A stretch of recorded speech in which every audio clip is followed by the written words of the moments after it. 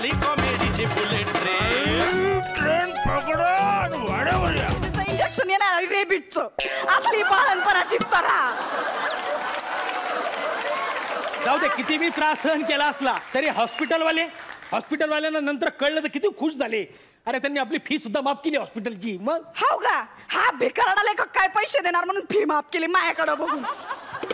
कौतुक म्हणे कौतुक. लोकायला तुझं कौतुक आहे ही निवळ अंधश्रद्धा आहे. अंधश्रद्धेवरून आठवलं, मला अंधश्रद्धेवर एक चांगलं स्किट करायचंय. म्हणजे अंधश्रद्धा विषय सुचलाय पण पुढेच काही सुचना. आमचे गुरुजी म्हणले की सध्या राहूचा दोष चालू आहे तुला, त्याच्यामुळे तुला काही सुचणार नाही. आणि अंधश्रद्धेवर तर नाही सुचणार म्हटलं. मला तेही बरोबर आहे.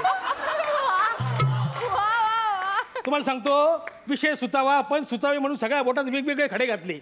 इतके खडे वापरले, आता फक्त मुतखडा वापरायचं.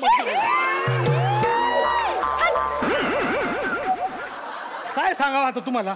जे करायचं ते तर करत नाही. माग मला काय म्हणला, मला वडाच्या गर्द सावलीत सुचतं म्हणून गावाबाहेर वडाखाली जाऊन बसला. गर्द सावलीत सुचलं नाही पण 4 गर्दुल्ले मित्र केले, चिली मोडायला शिकला. ते आता बंद केलंय मी. हाव का, मला काय माहिती. मी काय नवऱ्या मागे फिरते का गुरा मागे फिरल्यासारखं. मी काय रिकाम तिकडे बसले का. नाही नाही, तू काय रिकामीच नाहीये. तुला लय कामदार आहे, तू लय कामदार आहे. मला माहितीये ना तू एक काम, नवऱ्याच्या मागे फिरायचं आणि त्याला वट वट वट वट करत राहायची फक्त. अरे तुझ्या थोबाडाला जर मीटर बसवला असतं ना तर त्या मीटरचे रिडिंगचे आकडे पाहून त्या मीटरला आकडे आले असते.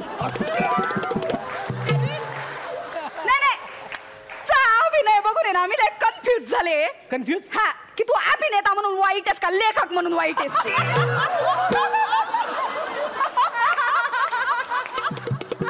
तसं तर तू बी मला कन्फ्युज करत असती. मग मी काय केलं. नाही, तुझ्या व्हेरिएशनचं कौतुक करू का सौंदर्याचं, त्याच्यामुळं काय कौतुक केलं तरी नंतर उघडा पडणारच आहे म्हणा. मातीचे कुल्ले किती चिकटवले तर वाळणार गळूनच पडणार आहेत ते, आहे की नाही. माती तर तू केली आहे, माझी पण माझ्या खानदानाची पण. मागे मला म्हणला मी रस्त्यावरच्या मुलांवर नाटक लिहिणार आहे, तर रस्त्यावर गाड्या पुशीत होता. माझ्या बापाने गाड्या रिक्षात बसून पाहिलं तर तिथंच हार्ट अटॅक आला त्याला. तुझ्या पप्पावर नंतर लेख लिहिला ना मी, रिक्षातून अंतरिक्षात. मी तुला शेवटचं सांगू का, तुझ्या लायकीचं काम सांगते. एखाद्या किराणा मालाच्या दुकानात नोकरी धोरण पुढ्या बांध, मी तेवढ्याच संसार रिटीन बघ. अशी वपकडत मारी ना माकड तोंडे.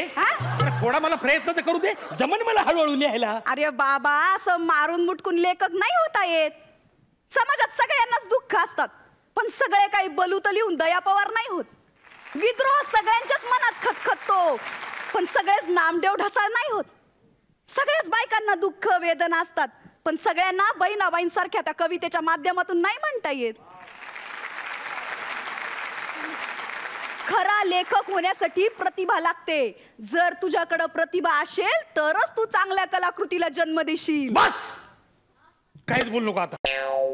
जन्माचा विषय आला 1.5 महिन्यानंतर. आता मला पाळला म्हणायचा बास, धर पटकन दोरी धार.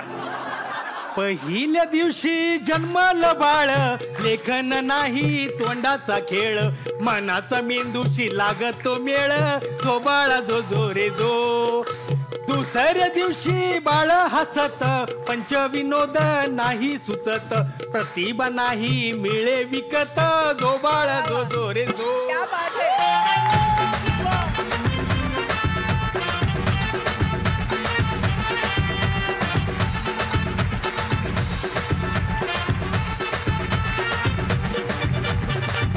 खरंच खूप सुंदर झालं, खूप मजा आली आणि कित्येक दिवसांनी पाळणा हल्ला.